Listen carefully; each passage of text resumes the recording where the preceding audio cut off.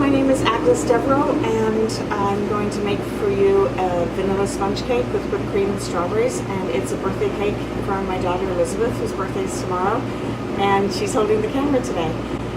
So we're going to start off with egg yolks that I'm going to beat to cream, and then add sugar.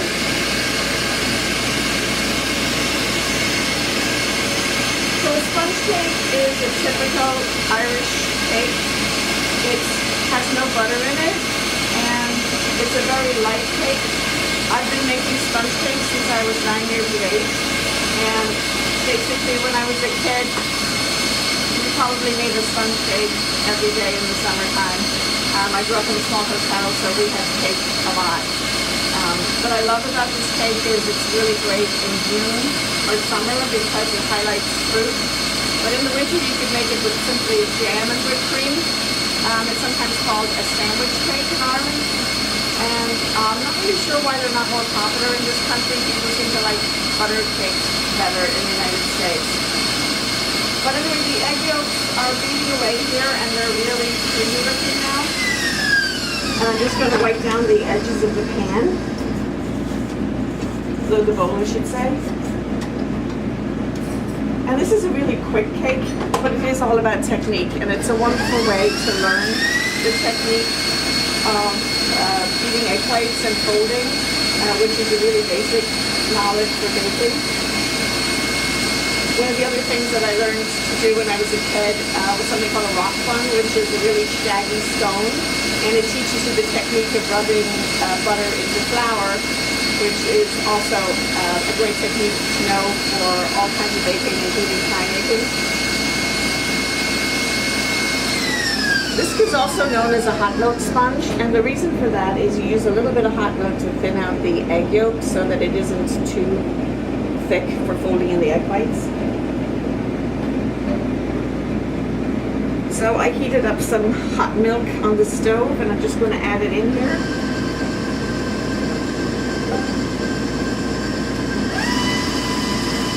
And then makes the yolks a little bit thinner so that when you beat in the egg white, it's easier to fold it in there.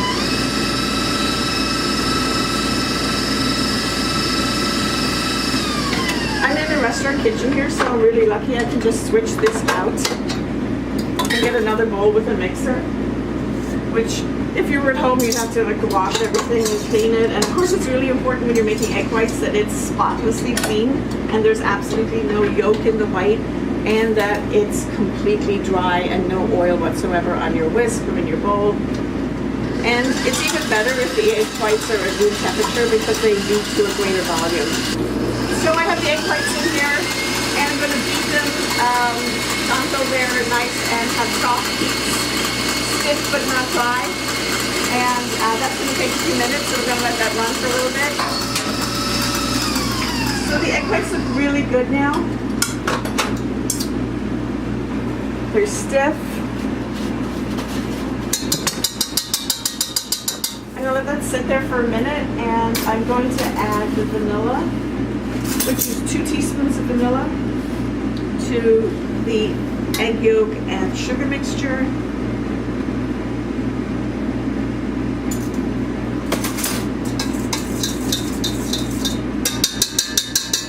And then I'm going to fold in the flour. And I already added the baking powder and the salt to the flour. And I'm going to sift this over, shake it over a little bit, and then fold it in. And whenever you're adding flour to something like a cake, you want to do a minimal amount of strokes because you do not want to develop the gluten to make it tough, because especially with the sponge cake, you want it to be light and delicate.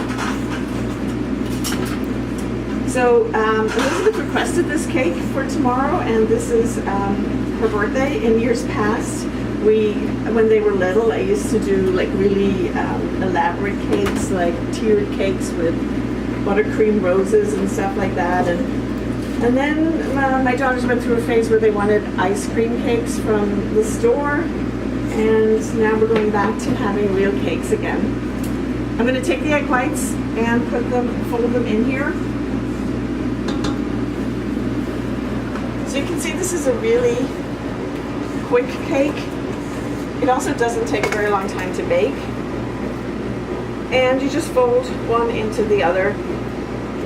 And it doesn't matter at the very end if there's a couple of small traces of egg whites. It's better to underbeat it than to overbeat it, because we want to capture all of the airiness that's in this egg white. So we have this very light, delicate sponge cake. And then I'm going to, when the sponge cake's in the oven, we're going to take some strawberries. We're going to slice them and macerate them in sugar. In the summertime, in June, when we get local strawberries from the farm here, I wouldn't bother macerating them because they're so incredibly sweet and juicy and delicious on their own. But this is not strawberry season right now, so we're going to give them a little help. And then we're going to sandwich the cake together with the whipped cream and fresh strawberries, and then put a little pillow of whipped cream on top. Pick out the prettiest strawberries of the all, and then put them on top of the whipped cream, and then that will be it with a little dusting of powdered sugar. It's a very simple, beautiful cake, and it's all about flavor and technique. So I prepared 2 9-inch cake pans. When I make a sponge cake, I do not grease the pan because I like the cake to cling to the sides of the pan as it rises, and then it sort of sticks there instead of sinking too much after it comes out of the oven. And we don't want to miss any of this batter, so I like to use a good spatula to get it all out.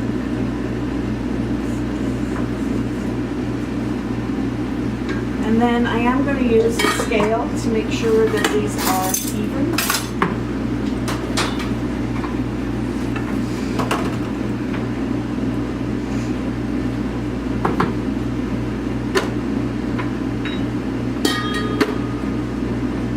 Oh, so this one's got a little bit more in it. I'm just going to take a little bit of this batter out. Put it in there. I like to put my cakes on a sheet pan. And then they're going to go in a convection oven for 20 to 25 minutes. Ready for the cakes? I'll set it for 22 minutes and then I'll check it. And now we're going to make the whipped cream.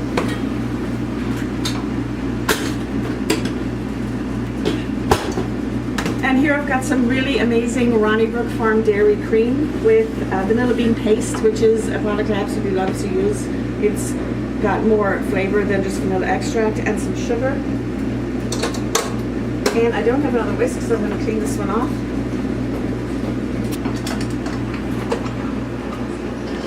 And then while that's working,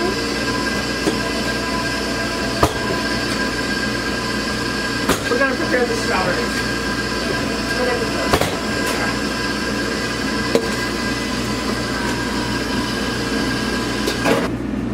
So I'm going to take these strawberries and slice them thinly, and then I'm going to sprinkle them with sugar and let them sit while the cake is baking.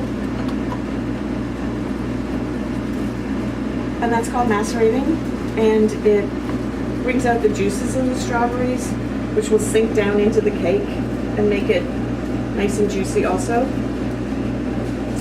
And then I'm going to save the prettiest strawberries for the very top, and we're going to put a big pile of them on there so it looks really beautiful. So I've got some cut strawberries here. I'm going to sprinkle the sugar on top. And we're going to just stir that in there.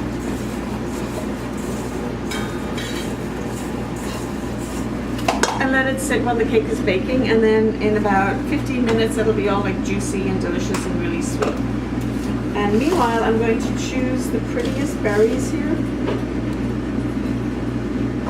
so that they look really great. It's funny how they sticken so that the white parts don't show, but anyway, we'll look for the nicest ones. We just want a big pile of them on top.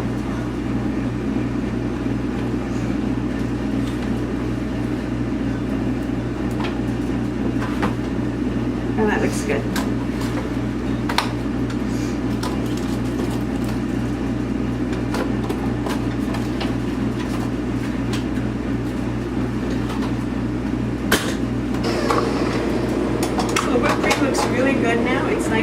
with.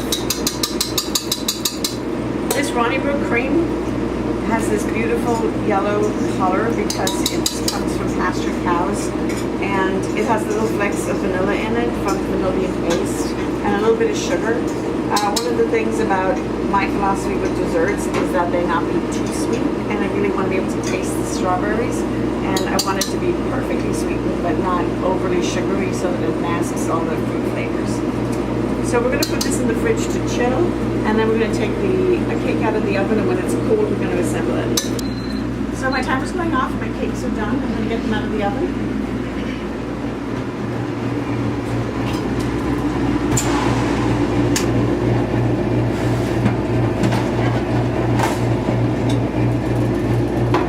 And they look really good.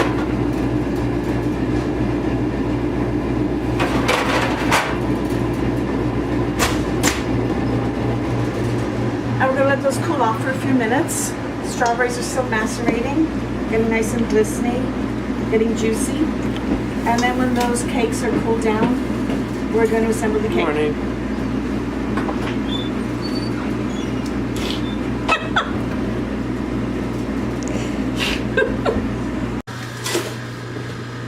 So we're going to unmold our sponge cakes. And I didn't grease this pan, which means my sponge cakes were able to stick to the sides and cling all the way up. And then I'm just going to peel off my piece of parchment paper and use a cake round to let them sit.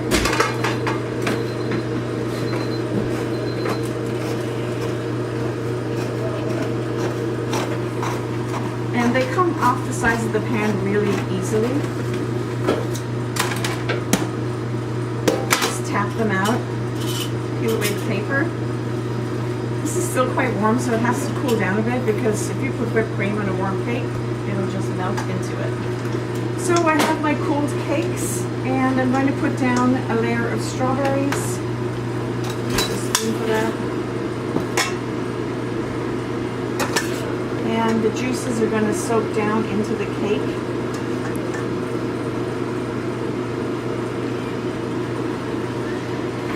Then I'm going to add the whipped cream on top of that.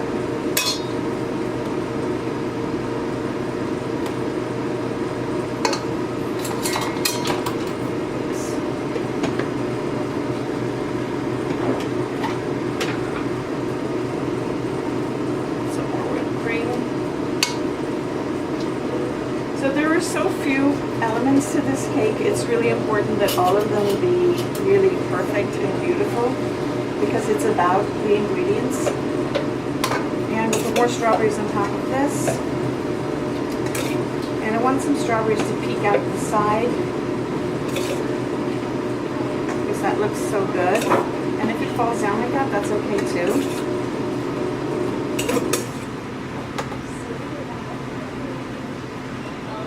I'm going to put more whipped cream on top of that.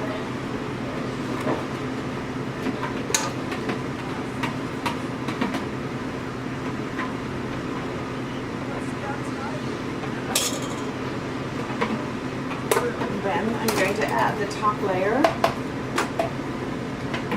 like so. So nowadays, these are called naked cakes because, well, they don't have any buttercream or frosting around the sides.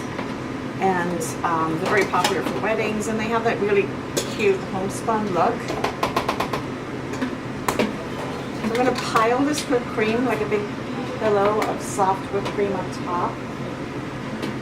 I'm not going to do anything fancy with it, it's just about spreading it out and making it look pretty and delicious. And then on top of that, I'm going to put in the middle a little bit left of my macerated berries. And then I'll pick out all the prettiest of the berries that still have the stems on them, so that we have really beautiful top like this.